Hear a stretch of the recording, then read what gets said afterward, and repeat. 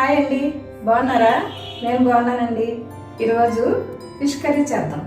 Fish curry అంటే మీకు సముద్రం చేప తెలిసే ఉంటుంది కదా, చందువ.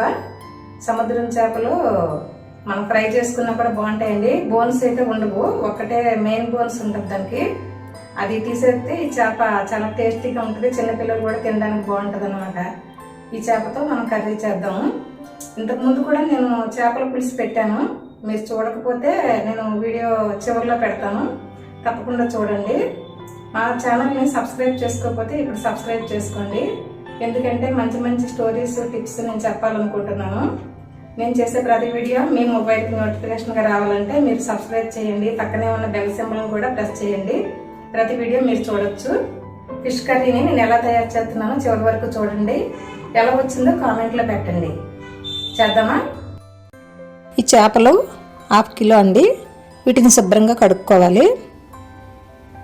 ఈ విధంగా శుభ్రంగా కడుక్కొని ఇలా మార్కులు వేసుకొని ఇప్పుడు వీటిపైన మసాలాలు కలుపుకోవాలి. 1/2 స్పూన్ పసుపు, 2 స్పూన్లు కారం, 1 స్పూను సాల్టు,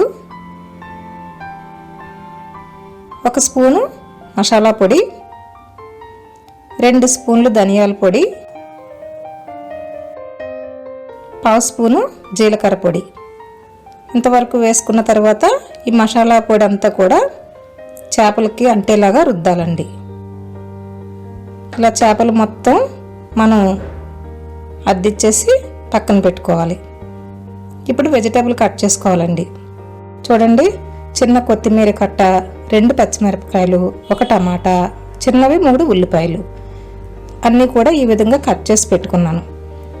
ఇప్పుడు నిమ్మపండు సైజులో చింతపండు తీసుకొని నీళ్లు వేసి నానబెట్టుకొని పులుసు తీసి పక్కన పెట్టుకోవాలండి.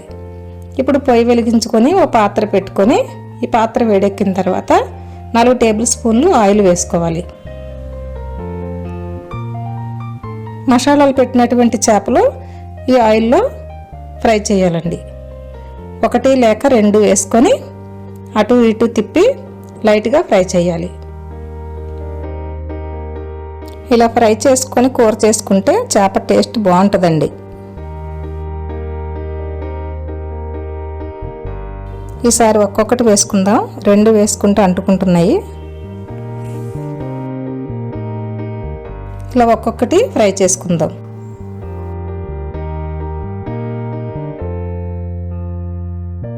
ఇలా లైట్గా ఫ్రై అయిన తర్వాత ఇవన్నీ పక్కన పెట్టుకొని మళ్ళీ 4 టేబుల్ స్పూన్లు ఆయిల్ వేసుకోవాలండి. ఈ ఆయిల్లో పచ్చిమిరపకాయ ముక్కలు, ఉల్లిపాయ ముక్కలు వేసుకొని వేయించుకోవాలి.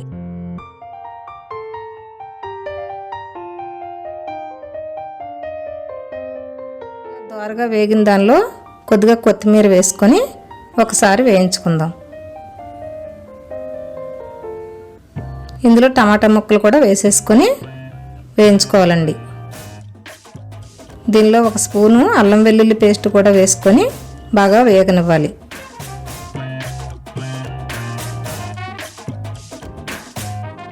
ఇలా బాగా వేగిన దానిలో 1 స్పూను సాల్టు, 2 స్పూన్లు కారం వేసుకోవాలి.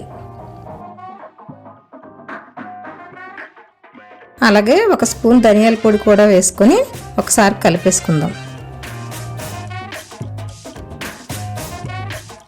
ఇప్పుడు దీనిలో 1 స్పూన్ మసాలా పొడి వేసుకోవాలి. బాగా కలిపి పెట్టుకోవాలండి. మనం ముందుగా తీసి పెట్టుకున్న చింతపండు గుజ్జు ఇందులో వేసుకోవాలి. ఇంకా 1 గ్లాసు నీళ్లు కూడా వేసుకోవాలండి.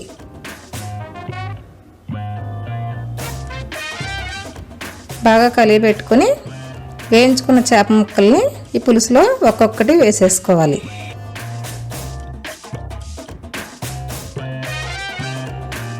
ఇప్పుడు మూత పెట్టి ఒక 20 నిమిషాల పాటు లో ఫ్లేమ్లో మాత్రమే ఉడకనివ్వాలండి.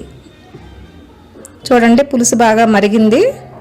ఇలా బాగా మరిగితే టేస్ట్ బాగుంటుంది అన్నమాట. చేపల పులుసు దగ్గర పడిపోయిందండి. స్టవ్ ఆఫ్ చేసుకొని కొద్దిగా కొత్తిమీర పైన చల్లుకొని తర్వాత సర్వ్ చేసుకోవచ్చు. చూశారు కదా, వీడియో చివరి వరకు ఎలా వచ్చిందో కామెంట్లో పెట్టండి, మర్చిపోవద్దు.